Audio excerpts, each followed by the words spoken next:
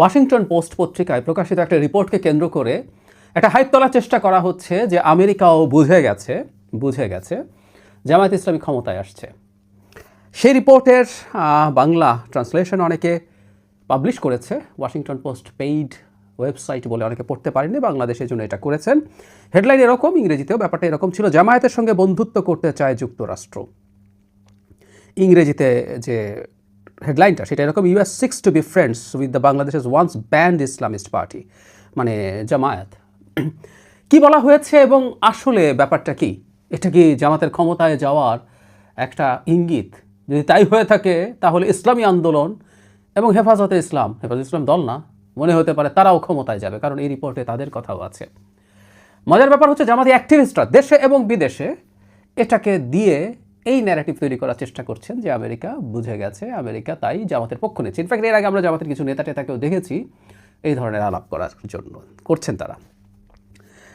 যেখানে ব্যাপারটা এরকম, তাদের কথাটা এরকম যে মানে বাংলাদেশে ইনফ্যাক্ট একজন মার্কিন কূটনীতিক কিছু নারী সাংবাদিকের সাথে কথা বলছিলেন, তার একটা অডিও লিকড হয়েছে, সেটাকে ভিত্তি করেই আসলে এই রিপোর্টটা। আর রিপোর্টে কিছু অংশ একটু পড়া দরকার। উনি বলছেন যে বাংলাদেশ এখন ইসলামপন্থার দিকে ঝুঁকে গেছে, এছাড়া আগামী জাতীয় নির্বাচনে জামাত তাদের ইতিহাসের সর্বোচ্চ আসন পাবে। মজার ব্যাপার, আমি দু একজন জামাতি অ্যাক্টিভিস্টকে দেখেছি এরপর যোগ করে দিচ্ছেন যে এমনকি তারা ক্ষমতায়ও চলে যেতে পারে, না ইংলিশ ভার্সনেও ক্ষমতায় চলে যেতে পারে, এটার কথা নেই। তারপর বলছেন তিনি এমন অবস্থায় তারা জামাত ইসলামের সঙ্গে বন্ধুত্ব করতে চান যে দল বেশ কয়েকবার স্বৈরাচার শেখ হাসিনার আমলে নিষিদ্ধ হয়েছিল। কূটনীতিক নারী সাংবাদিকদের বলছেন আমরা চাই তারা আমাদের বন্ধু হোক, এছাড়া ছাত্র শিবিরের নেতাদেরকে তারা ডাকবেন কিনা, শিবির ওখানে আসবেন কিনা, এগুলো তারা জানতে চাইছেন।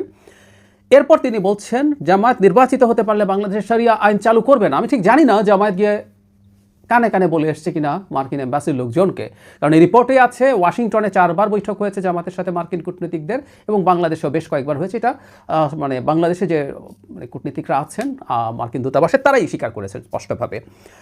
ওনাদের কানে কানে বলার অভ্যাস আছে। আমি অনেকবার এটা নিয়ে কথা বলেছি। বিবিসি বাংলার একটা রিপোর্টে দেখা গেছে ভারতের শ্রীরাধা দত্তকেও জনাব আব্দুল্লাহ মোহাম্মদ তাহের বলেছেন তারা শরিয়া আইন কায়েম করছেন না। যাই হোক, তিনি বলছেন যদি শরিয়া আইন কায়েম করে তাহলে পরদিনই 100% শুল্ক আরোপ করবে পোশাক শিল্পে। তারপর তিনি বলছেন তারা শুধু জামায়াত না, হেফাজতে ইসলাম এবং ইসলামী আন্দোলন বাংলাদেশের সঙ্গেও হয়তো যোগাযোগ করবেন। তিনি বলেন আমরা চাই তারা আমাদের বন্ধু হোক, কারণ আমরা চাই আমাদের কাছে এমন সুযোগ থাকবে আমরা ফোন দিয়ে বলবো আমরা কিন্তু যা বলেছি সেভাবে ব্যবস্থা নেবে, এটা শরিয়া আইন প্রসঙ্গে। এবং তিনি বলছেন বাংলাদেশে এটা সম্ভব না, বাংলাদেশের অর্থনীতি পুরো পোশাক শিল্প ডিপেন্ডেন্ট এবং এর 20% রপ্তানি নির্ভর করে পোশাক শিল্পের ওপর। এমনকি খুব ইন্টারেস্টিংলি তিনি বলছেন যদি বাংলাদেশের নারীদের বলে 5 ঘন্টার বেশি কাজ করতে পারবেন না, তাদের বের করে দেয় এবং শরিয়া আইন চালু করে যুক্তরাষ্ট্র পোশাকের আর কোনো অর্ডার নেওয়া হবে না, অর্ডার না নিলে কোনো অর্থনীতিও থাকবে না। তিনি বলছেন জামাত শরিয়া আইন করবে না, তারা বাংলাদেশে অনেকে ভার্সিটিতে পড়ে ইত্যাদি ইত্যাদি। বাংলাদেশে যে কূটনীতিক মানে এম্বাসি আছে তারা এটা স্বীকার করেছে, কিন্তু এগুলো পাবলিক হওয়ার কথা ছিল না। তার মানে ওখানে বসে কেউ এটা রেকর্ড করে পাবলিশ করে দিয়েছেন। জামাতও এটার ব্যাপারে তেমন কোনো মতামত দেয়নি। এর মধ্যে একটা কথা একটু আমার কাছে, আমি আসবো মূল ব্যাপার, এটা দেখে আমরা আসলে কী বুঝবো। তার আগে মাইকেল কুগেলম্যানের সাথে কথা বলা হয়েছে। এই ভদ্রলোক সাউথ এশিয়া নিয়ে কথাবার্তা বলেন। তিনি বলছেন ভারত এটা পছন্দ করবে না, কারণ ভারত জামাত ক্ষমতায় আসুক বা এম্পাওয়ার্ড হোক এটা তাদের আপত্তি আছে, কারণ জামাতের সাথে পাকিস্তানের সংশ্লেষ আছে খুব ভালোভাবে, তাই দুই দিকে সে বিপদে পড়বে বা ঝামেলায় পড়বে, এটা সে নিতে চায় না। আমি আবার এই ব্যাপারটাকে এভাবে মনে করি না। কুগেলম্যানের অনেক ব্যাখ্যাই আমি এই অঞ্চলের বাস্তবতার নিরিখে হয় না বলে মনে করি। বিজেপি যদি ক্ষমতায় থাকে জামাতের এম্পাওয়ার্ড হওয়া বিজেপির রাজনীতিকে অনেক শক্তিশালী করে। তার স্ট্র্যাটেজিক কিছু সিকিউরিটির কিছু সমস্যা হলেও হতে পারে, কিন্তু তার রাজনীতি টিকে যাবে। এক পাশে পাকিস্তান আর এক পাশে বাংলাদেশ, এবং যদি জামাত ক্ষমতায় চলে যায় বা অন্য ইসলামিস্ট দল নিয়ে তারা যদি খুবই শক্তিশালী হয়ে ওঠে, তারা তাদের যে ডোমেস্টিক ন্যারেটিভ, যেখানে উগ্র ইসলামপন্থা জঙ্গিবাদ মাথাচাড়া দিয়েছে, বিজেপির কাছে তো মুসলিম মানেই জঙ্গি, সো ওরা উগ্রবাদী বলে, তো সেটা যদি হয় তাহলে তার রাজনীতি অনেক ভালো হবে। সত্যিকার অর্থে সে মুখে এটাকে ডিনাউন্স করার চেষ্টা করবে, কিন্তু তার জন্য এটা ভালো হবে। সেই কারণে আমরা এই আশঙ্কাও করি আগামী নির্বাচনে আওয়ামী লীগ কেন্দ্রীয়ভাবে ভারতের সাথে পরামর্শক্রমে আওয়ামী লীগের লোকজনকে জামাতে ভোট দিতে বলতেও পারে। এটা খুব ইলজিক্যাল না কোনোভাবেই। যাই হোক, এই রিপোর্টে আসলে কী বুঝলাম, মানে আমেরিকা কি বুঝে গেছে জামাত ক্ষমতায় যাবে? মোটেও না। ইনফ্যাক্ট মাঝে কিছুদিন জামাতের সাথে আমেরিকার যোগাযোগের হয়তো খানিকটা সমস্যা হয়েছিল 9/11-এর পর, যখন সন্ত্রাসের বিরুদ্ধে যুদ্ধ হয়েছে সো কল্ড।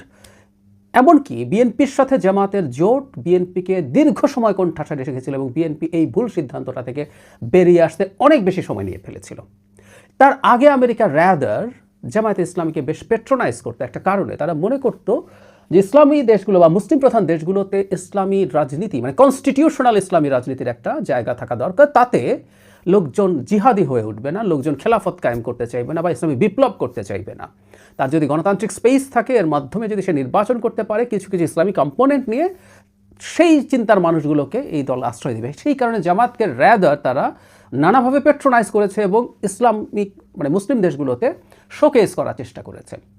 সুতরাং জামাতের সাথে আমেরিকার যোগাযোগ মোটেও নতুন কিছু না। তার চেয়ে জরুরি কথাটা হচ্ছে আওয়ামী লীগের অবর্তমানে জামায়াত এম্পাওয়ার্ড হয়ে উঠছে তুলনামূলকভাবে আগের তুলনায়। তারা আগের চেয়ে বেশি আসন পাবে, এটা তো ফ্যাক্ট, এর মধ্যে ভুলের কিছু নাই। কিন্তু ক্ষমতায় যাবে বলেই যোগাযোগ করছে তা না। যে দলটা প্রধান হয়ে হচ্ছে, গুরুত্বপূর্ণ হয়ে উঠছে, তার সাথে সে এনগেজমেন্ট রাখতে চাইবে। একই সাথে সে স্পষ্টভাবে জামাতকে এটাও জানিয়ে দিতে চাইছে, এটা জনগণকেও বলতে চাইছে যে জামাতকে অন্তত তারা কোনোভাবে শরিয়া কায়েম করতে দেবে না।